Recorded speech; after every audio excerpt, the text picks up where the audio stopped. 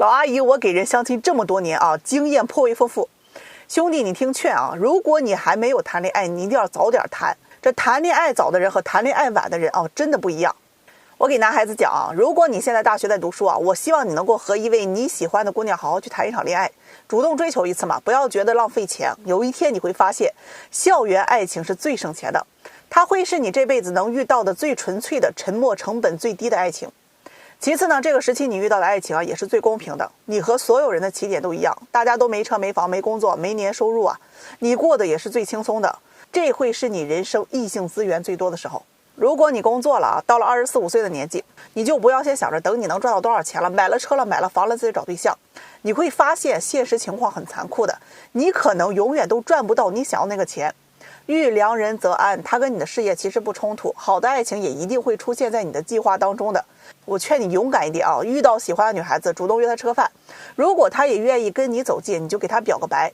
这个时候的爱情啊，大家还会相信美好的。有一天你会发现，随着年龄越大，接触的人越多，你能够遇到爱情的机会就会越少，你会慢慢的被工作、车贷、房贷压得都喘不动气了。那个时候你的心态都老了，已经不再期待什么爱情了。25岁之前你还阳光帅气，有青春有活力，心态也会很好的，遇到爱情的概率就会比较大。25岁之后，你心态可能变老，身材会发福啊，精神内耗等等这种状态。谈对象你遇到的多数都是25岁以上的姑娘，那这些姑娘在经历多了之后，明白爱情其实没有面包好吃的，那你大概率要面临很多现实的问题。你的年收入多少钱，车多少钱，房多大的，位置在哪里，结婚彩礼能给多少，房子要不要加名等等很现实的条件。这个时候如果你的经济价值不高，原生家庭给不了你基础的物质条件，你就会相当的被动，婚恋市场很容易被剩下。你不要看不起这世道啊，与其去埋怨别人，不如想办法去提升自己的经济价值。回头想想，你可能都会有遗憾，哎呀，曾经自己喜欢那个姑娘，主动一点，会不会就已经结婚了？那时候的爱情啊，这个姑娘呀，租房都愿意跟你的。如果你今年已经27、28岁了，到了相亲的阶段，哎，你相亲遇到了很多姑娘，却发现呀，你看上的看不上你，看上你的你又看不上的时候，这个时候你就应该有一些危机感。你的择偶要求和你的认知其实是已经有了偏差，你要及时调整自己的要求。这个时候找人谈恋爱，那就不是谈爱情了，而是谈条件，谈人品，谈性格。相亲阶段的谈恋爱啊，任务是快速的筛选，选择可以结婚的对象。30岁是你婚恋的分水岭啊，不论男女。在30岁之后，你会发现相亲对象质量越来越差，这是定律啊，意外不多。我劝你早点谈恋爱，并不是让你早点结婚。结婚这是一件水到渠成的事情啊，你谈恋爱谈得好，他自然就会结婚。谈恋爱可以教会你很多的东西，如何跟女孩子沟通啊，了解女孩子的思维方式，让你去懂她们如何去爱。我见过很多男孩子来找我找对象的时候啊，是没有谈过对象的，他们的年龄越大，越不容易跟女人相处，不会也不懂对方，出现矛盾更不会处理，这就导致啊，恋爱谈不久就会被分手，或者是雄性竞争的压力很大，你比不过其他男孩子啊。恋爱确实是需要情商的，而这所谓的情商一定是通过经验得来的。早点谈个恋爱对你好处大于坏处，还可以给你更多筛选的机会。年龄越大，代表你可筛选的机会越少，在婚恋市场上的话语权就会越小。有个男孩子30多岁来相亲啊，没怎么谈过恋爱，很多女孩子其实是不太能接受这种情况的。一呢，他会自己就认为你是不是有些问题；二，他会觉得你不会跟女孩子沟通。3呢，年轻的姑娘可能也会觉得你年龄大，年龄大的姑娘呀就会开始跟你谈物质条件。所以啊，年龄越大，谈恋爱越会被动，对你越来越不利。恋爱的时候呢，当你发现女方不适合结婚，你就不要耽误彼此啊，把控沉没成本，及时止损。毕竟啊，你的青春也值钱啊，宝。散会。相亲啊是一门学问，很多人都不会相的，那相都焦虑了呀，血压整的比我都高。我今天给你们总结一下，这些年我在相亲的过程当中总结的那些道理啊，哎，好好听一听，你会受益匪浅的。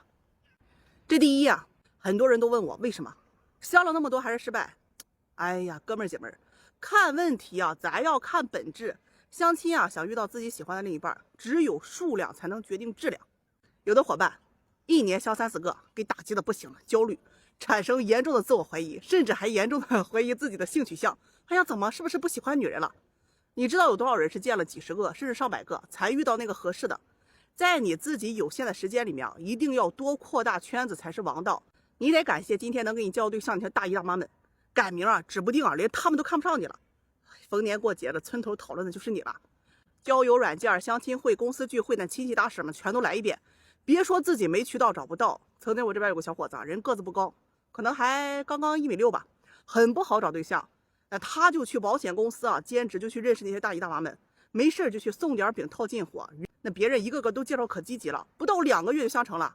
人女孩子呀，哎呀个子高，长得还好看，还没要彩礼那人现在都2个娃了。在量变的过程当中，一定要查缺补漏，先要看看自己的不足，总结经验调整方向。上学那些知识那不是白学的，量变是质变的必要条件，质变是量变的必然结果。第二个，这个相亲过程当中你得有道，刚见面不要去看电影乌漆嘛黑的，那手拉还是不拉，2个小时啥也不能干。电影那是暧昧的时候看的，第一次见面以吃饭为主，或者先喝下午茶聊聊天觉得合得来再请吃饭。第2次约会吃饭加上去公园河边等等，哎呀，灯光都散发着暧昧的气息，畅想未来，捎带着花花饼。当然呢，如果约不出来的伙伴们基本没戏了。第3次和第4次还能约出来了，你要想办法提升关系，把关系往暧昧方向发展了，别做老实人，约着吃饭再去划个船呀，去个鬼屋还有游乐场、剧本杀等等，多制造一些肢体接触。哎呀，越聊越远了，有点聊劈叉了以后跟你们唠这些。第3个呢，我想说的是在女人的择偶机制里面，男人没钱不是最不能接受的点，矮才是。我无意要伤大家，确实在相亲过程当中，女人的眼缘里面，这个身高是占很大的占比的，10个人里面有9个是要求身高，甚至帅都比不上这身高的。在男人的择偶机制里面，女人这个腰臀比占比是最大。我喜欢灵魂，但是我也喜欢这身材好长得漂亮的。之所以有的男孩子他不做要求，要么对其他方面有很大的要求，要么就是自身能力他没法去要求所以哥们儿姐们儿如果对方拒绝你，理由不重要，因为那些可能都是随便编的理由，真实的原因可能就是觉得你矮或者是丑，不好直接说而已。那我就是矮，长得就是丑，那怎么办？如何破局？参考第1条千万别懒了。第4个，舔这事儿是有违天理的。我说过很多遍，相亲不要追，你会发现相亲很难也很简单，喜欢你的根本就不用你追，只有不喜欢你的你才会想着去追他。我牵线成功这么多对他喜不喜欢你，看你的第一眼其实已经决定了70%，那20%呢是见面相处的感觉，也就是我们常说的首映效应。90%是否成功已经在第1次见面都已经决定了。所以见了第1次面之后，对你爱答不理，追了好久还是慢热的矜持的不是什么回避型恋爱，是不够喜欢。如果你听到他说，哎呀，最近不想谈恋爱我比较恐婚最近工作忙压力大等等之类的，大概率人家就没瞧上你而已。还有一类人这类人比较危险，就是跟你还保持暧昧，藕断丝连，若即若离，有时候还会对你很好，让你产生错觉，让你觉得哎呀，我们是不是马上就能在一起了？但是永远就差一点，一提到确认关系，对方就闪烁其词，经常性的失联，特别是周末长假整个消失，再或者就从来不愿意让你走进他的生活。这种情况大概率是海王或者是绿茶，专门吊着你的。唠这么久最后想跟你们说，谈恋爱谈的是情绪价值，只要玩得来就好了。但结婚你一定要找一个可以和你一起解决问题的人。很多人谈恋爱只谈吃喝玩乐，兴趣爱好，一旦遇到问题就吵架，认为不合适，也不去反思自己。这种人就算在一起了，后面碰到的问题也会不断的去争吵。反而是那些能跟你聊工作聊生活琐事的人，这类大多是愿意和你一起承担解决问题的人。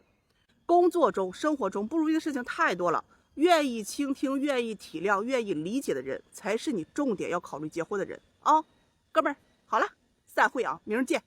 唠个扎心的话题你没钱敢谈恋爱吗？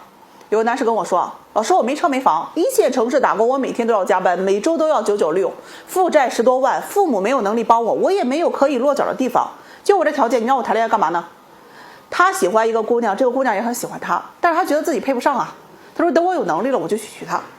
我说等你有能力的时候，黄花菜都凉了。他说不，我有能力了，给他买车买房，等我年收入多少之后，我就给他好的生活我说如果有一天他嫁人了呢？他说那我们没有缘分。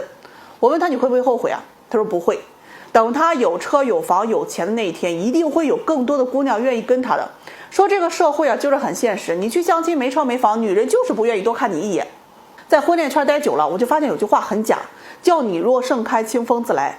很多人总是去想，等我变有钱了，等我再瘦10斤，等我买车买房，等我有多少存款，等我官职极品，等我变优秀了，我才会考虑谈恋爱。这是对他负责，也是对我自己负责。但你有没有想过，你一直在追寻的那个优秀的状态，什么时候是个头啊？你所谓嘴里说的那种优秀的标准到底是什么？你知道那些能够成为有能力的人的概率不足3%吗？曾经我喜欢一个很优秀的男孩子，但他没车没房，就因为爱他，我好想和他结婚啊。我觉得没有房子不重要，租房也可以。可他跟我说自己条件还不够好，怕我父母反对，怕我跟着他委屈啊，拒绝了。可这些都不是我想要的，他还是和我提了分手，觉得自己条件不好，自卑，想去赚了钱，有钱之后再来找我。过了几年之后，他真的来找我了。除了年龄变大，他并没有变得很有钱。可是曾经的我们也回不来了呀。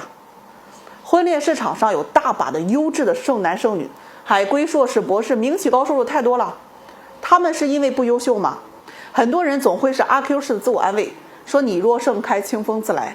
这个社会啊，它是金字塔状的，你每迈上一层，和你同层级的人数都是断崖式下跌的。在你变得优秀的同时，你也在变得大龄啊。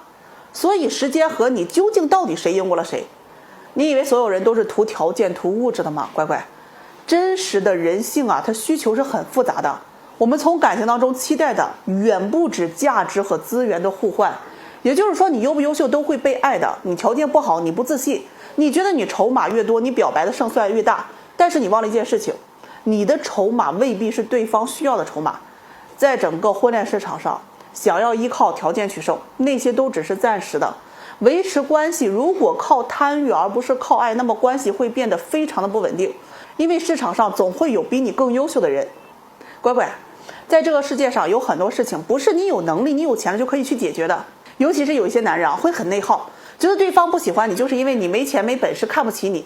有一天你就会发现，当你条件好了，那个一开始不喜欢你的，最后他还是不喜欢你，你连讨价还价的余地都没有，因为他追求的和你提供的价值并不匹配。人生啊，不缺你在优秀时候的伴侣，缺的是你在变优秀的途中啊，有人能够给你一种安全感，告诉你别活那么累，我们慢慢努力啊，生活会变得越来越好。如果你遇到这种人啊，兄弟啊，相信我，那个人是真的爱你，你这辈子可能遇不到第二个了。这个世界上有一种人，你遇到他们的时候，你会觉得之前的一切准备和标准其实都没有什么意义，你只想留住这个人。乖乖，当你错过了，你只会是遗憾的。